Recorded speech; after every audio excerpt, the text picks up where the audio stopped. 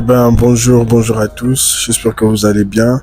Je suis vraiment content, ravi de te revoir aujourd'hui parmi nous dans cette suite des vidéos, suite des tutoriels.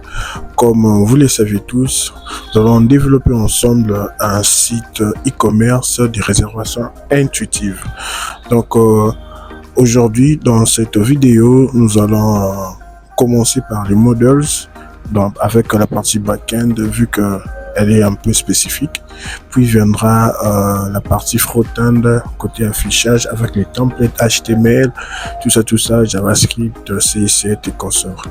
Donc, tiens-toi bien, abonne-toi si tu l'as pas encore fait. Moi, je suis prêt. Toi aussi, je pense que tu l'es aussi. Let's go! Tous, on va directement s'attaquer au code. Lors de la séance précédente, nous avons eu à configurer notre espace de travail. On a activé notre environnement virtuel. On a installé Django. On a installé Pillow, la librairie incluse sur Django qui va nous permettre à gérer les images.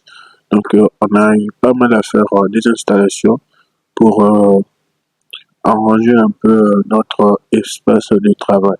Donc, si tu as raté cette vidéo, je te conseille de suivre le lien vers la description. C'est ça, ce qui va te permettre de suivre la vidéo d'installation. Donc, pour cette séance, pour aujourd'hui, nous aurons on va vraiment beaucoup s'intéresser à la partie back-end. Donc, ensemble, on va essayer d'organiser notre base de données. Comme vous le savez tous, chaque classe Django fait référence à une table de la base de données. Donc, comme système de gestion des bases de données, comme SBD, comme base de données qu'on a eu à choisir, on va juste utiliser la base de données par défaut. On va utiliser SQLite par défaut des Django. Donc, ça dépendra de vous. Vous pourriez utiliser, je sais pas, MySQL, PostgreSQL. Mais pour cette formation, on a jugé bon d'utiliser, je vais un peu zoomer, d'utiliser SQLite comme système de gestion de base de données. Rapidement, j'ai eu à faire, un peu désolé, j'ai eu à faire une petite, voilà, un petit schéma rapidement juste pour vous montrer à quoi ressemblera notre base de données. On a jugé bon aussi, nous sommes dit, c'est ça aussi la puissance du framework Django. Django avec son modèle de classe custom user qui hérite des abstract user. C'est un modèle personnalisé de Django qui nous permet à gérer nos utilisateurs. Donc le champ comme le nom, les champs comme le prénom, tout ça, consort, on n'aura pas à les définir dans notre base de données. Parce que Django lui-même gère ça. C'est ça déjà la puissance de ces frameworks. Donc, dans la classe de gestion de nos utilisateurs, custom user, on n'aura simplement qu'à référencer un champ s'appelant profil image. Voilà un peu, profil image. Et on aura, vu qu'on nous sommes en train de construire, de créer un site e-commerce, on aura un champ pour nos articles, on aura un champ pour les commandes de nos utilisateurs, on aura les catégories de nos produits, on aura une classe, une table dans notre base de données qui va gérer les commentaires sur chaque produit, des articles, les commentaires de chaque utilisateur sur chaque article. Et on aura aussi une table dans notre base de données qui va gérer les contacts pour que nos utilisateurs puissent nous contacter. Et on aura aussi dans ce schéma, j'ai pas y à référencer ça, on aura des clés de foreign key. Je pense que pour ceux qui ont eu un tout petit peu, qui ont un tout petit peu de connaissances en SQL savent ce que je suis en train de dire. On aura des clés, des clés étrangères, des foreign key pour lier nos différentes tables. Voilà un peu ce qu'on aura à modéliser, ça c'est une petite modélisation que j'ai à faire, mais c'est un peu l'idée générale de ce qu'on fera sur ces tutoriels. Ça, ce sont les différents champs. Donc, dans commande, on aura les champs items, total, nom, l'email de l'utilisateur, la ville, sa ville, le pays, son zip code. Vous voyez un peu, dans les catégories, on a ça. Et un utilisateur peut passer un à plusieurs commandes. Ce sont des cardinalités. Pour, voilà un peu. C'est un peu ça. Je vais dézoomer. OK.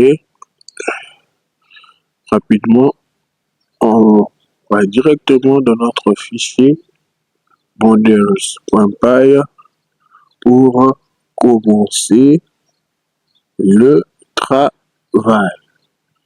Comme j'ai dit, donc on va utiliser Abstract User pour la gestion de nos utilisateurs. From Django contrib, si je ne me trompe pas, out models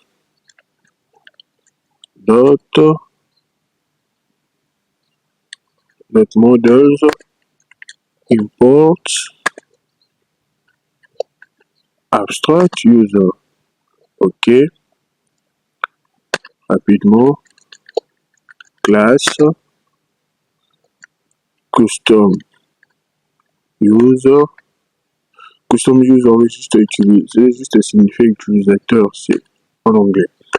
Donc, query de la classe abstract user. N'oublions pas. OK. Comme vous l'avez eu à le voir dans notre petit schéma, je vais un peu zoomer. Profile image. On aura un champ profile image. Le champ profile image est un champ d'image optionnel pour stocker les photos de profil des utilisateurs. J'espère que vous compreniez l'importance de ces champs. Image field. OK. Deploy to. OK. Deploy to profile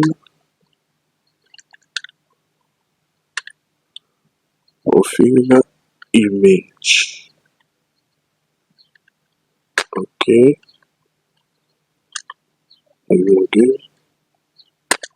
Blank to.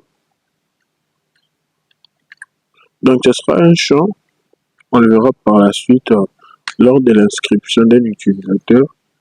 Il sera un tout petit peu facultatif. Donc, l'utilisateur peut ou ne pas les renseigner lors de son inscription. dans le site, cela ne dérangera pas. Rapidement, on a maintenant la classe catégorie. On a fini avec la classe custom user. Voilà. On a fini avec la classe custom user. Maintenant, on va s'attaquer à la classe on s'attaque à la classe catégorie. Ok. Voilà. C'est bon. Rapidement. Classe catégorie. C'est bon que en fait, mais comprenez-moi quand même. Models.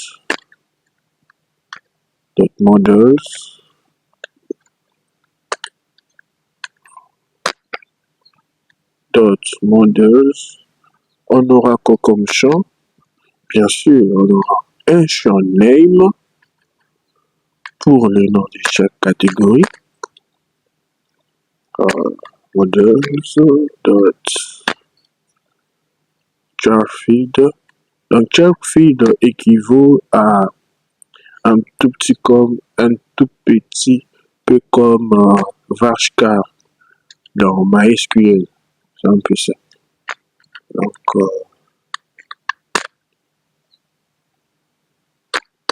descend, c'est la limite. Max length descend veut dire simplement la taille du nom, la taille que peut avoir le nom de nos catégories. Donc on le met à descend. Date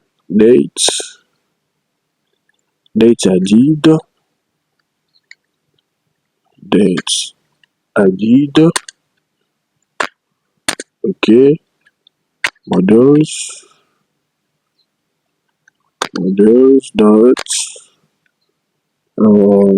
date time field auto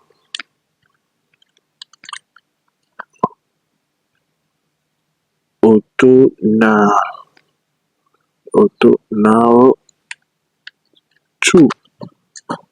Donc les champs date added, qu'est-ce qu'il nous permet? Lui, il va enregistrer automatiquement la date et l'heure de l'ajout de la catégorie. Lors de l'ajout d'une catégorie de notre base de données, il va enregistrer automatiquement la date et l'heure. C'est un peu ça. Donc rapidement, classe meta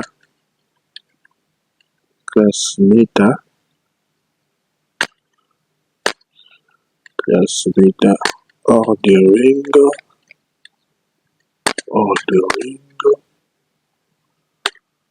Ok,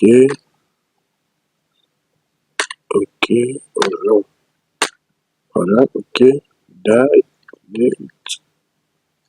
je vais arriver, ok, added, je vais zoomer, voilà, added,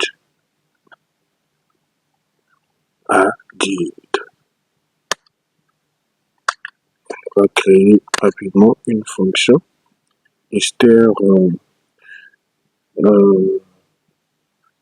la classe Esther, qui va nous permettre de trier les catégories par date d'ajout décroissante. C'est un peu ça. Et c'est ok. Return. Qu'est-ce que ça va retourner? Les noms des catégories. Les noms de catégories. Ouais, name. Voilà. On a fini avec la classe catégorie. On va maintenant s'attaquer à quoi? On a fini avec la classe utilisateur. la classe des catégories. Maintenant, on s'attaque à quoi? On peut s'attaquer à quoi? Voilà, on s'attaque à la table des articles. Rapidement, rapidement, rapidement, rapidement, rapidement, rapidement. Ok, la classe des articles. Article, article. Ok, article modèle, dot, modèles.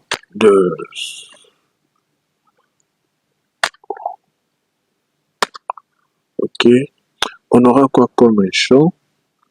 On va rapidement regarder. On a quoi comme champ?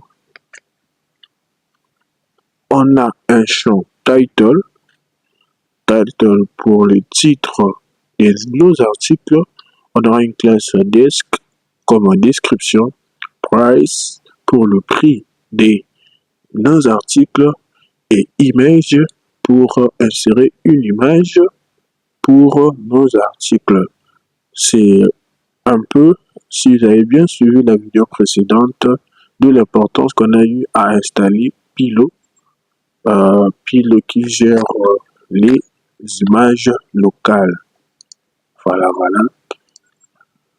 Rapidement, rapidement. Title. Title. Models. Vous avez compris. Title models. C'est un charfeed VHK. Titre. Maxline, comme Maxline, on va mettre quoi? Maxline, j'avais dit, c'est la taille des caractères qu'occupe la taille des caractères. S'il y a des erreurs, alors on va démarrer les serveurs, on le verra. Donc, on y va mollo mollo, comme vous le voyez. On y va pas à pas avec vous. Oh là là, qu'est-ce que je fais? Qu'est-ce que je fais? Voilà, parenthèse. Voilà, house name, house name, titre,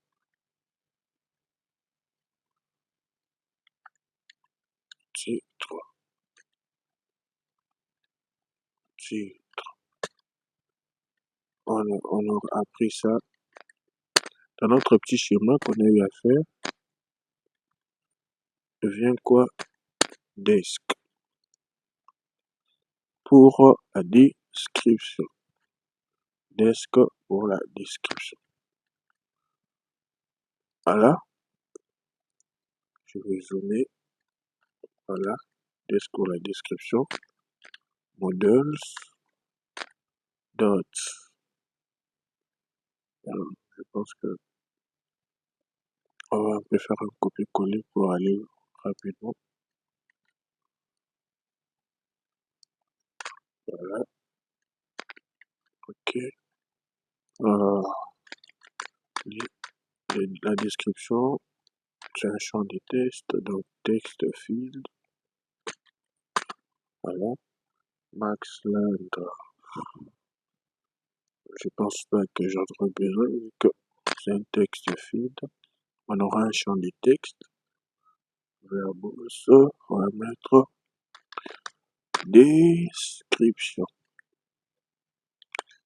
Description. Allez, allez. Voilà. Ok. On aura encore quoi comme champ? On aura un champ price pour le prix. Ok. Lui, il ne sera pas charfield. C'est un champ float. Un flottant, le prix float suivi que pour les virgules aussi. J'espère que vous me comprenez, hein. Alors, s'il y a des questions, si vous ne comprenez pas toutes vos questions, faites-le moi savoir dans les commentaires. Je serai toujours là pour y répondre pour qu'ensemble nous puissions être en, pour qu'ensemble nous puissions être en même ligne. Ok, on aura encore un champ image. Rapidement, on va le faire rapidement. Rapidement. Image. Donc vous avez compris. Models dot image field. Image field. Image field. Image field. Image field. Je vais copier ça. Gagner du temps. Le tout. On n'a pas besoin du max là.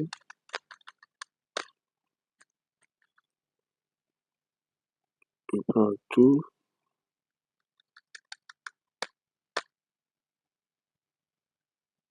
Pas tout. Image. Oh là là, pourquoi il n'est pas content? Pourquoi il n'est pas content? Il peut tout. Du coup, n'a pas été fermé. Qu'est-ce qui n'a pas été?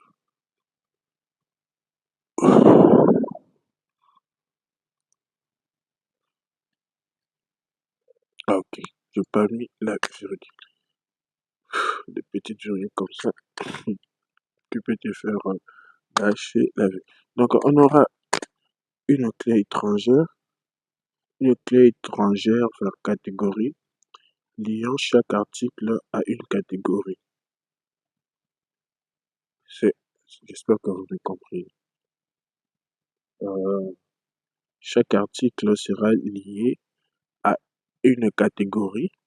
Euh, Chaque article sera lié à une catégorie. Donc, on peut avoir, par exemple, un biscuit qui sera lié à... non, par exemple, on aura un biscuit Africa Choice, exemple d'un biscuit peut-être Nutella, qui sera lié à la catégorie des biscuits. La catégorie, c'est biscuits, mais qui est lié à à l'article Nutella. C'est un peu ça l'importance de cette clé étrangère. Donc rapidement, oh là là, c'est pas ça ce que je veux.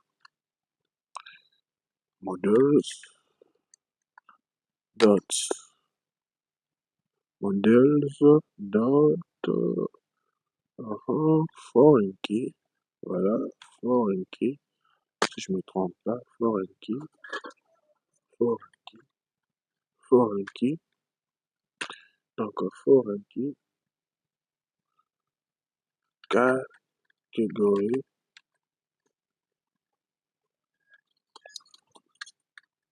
catégorie, on delete, on delete, ok, on delete, qu'est-ce qu'on va mettre, on delete, models,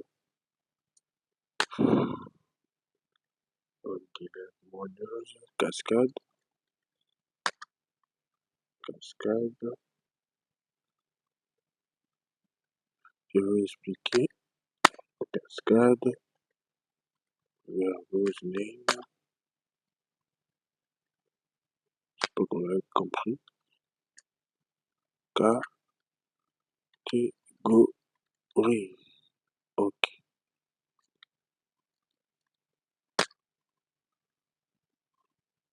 Qu'est-ce qu'il reste? On va rajouter un champ created,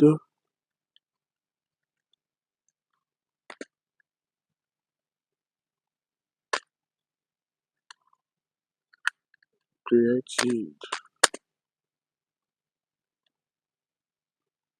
On va rajouter des champs on aura les champs created 8 et update 8 qui va nous permettre d'enregistrer automatiquement les dates de création et des mises à jour de l'article. Donc rapidement, models, dates, date, date field, ok, qu'est-ce que je fais? Voilà, auto now, auto now, qu'est-ce que je fais? Voilà, add, ce que je voulais, true, voilà, verbose.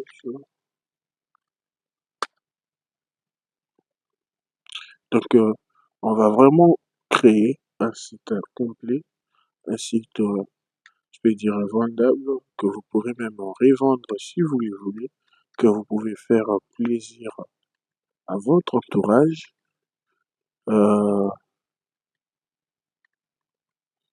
que, je ne sais pas, que vous pourrez épater vos amis.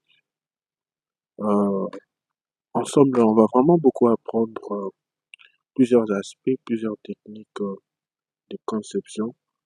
Donc, laissez-moi un pouce bleu pour m'encourager encore plus pour avoir ce genre de contenu gratuitement. On va travailler du début jusqu'à la fin. Rapidement, on aura aussi un champ update 8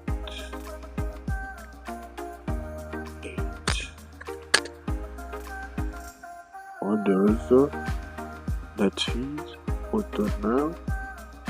Si ça sera pas added auto, ok, true. On n'aura pas créé les paramètres mis à jour.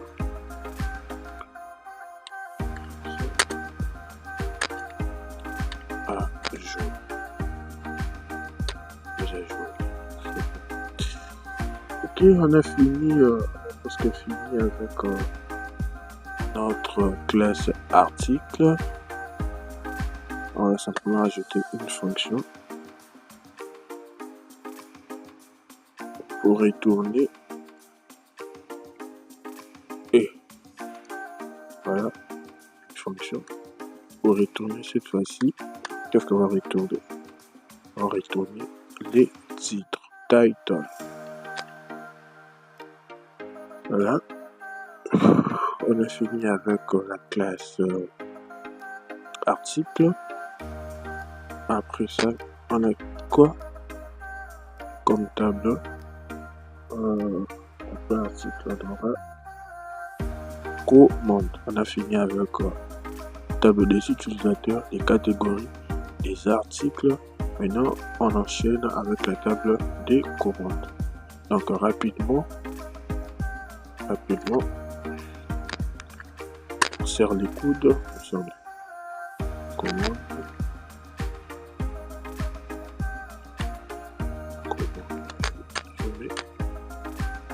Commande, models, dot, model,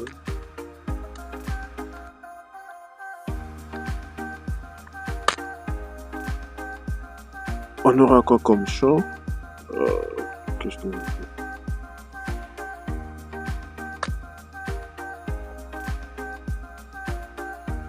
C'est bien. Ok. On aura quoi comme champ? On arrive à préciser ça ici dans notre petit schéma. Pour les commandes, on aura un champ items. Pour ces champs, j'aurai à y revenir même après. Je sais pourquoi. Donc,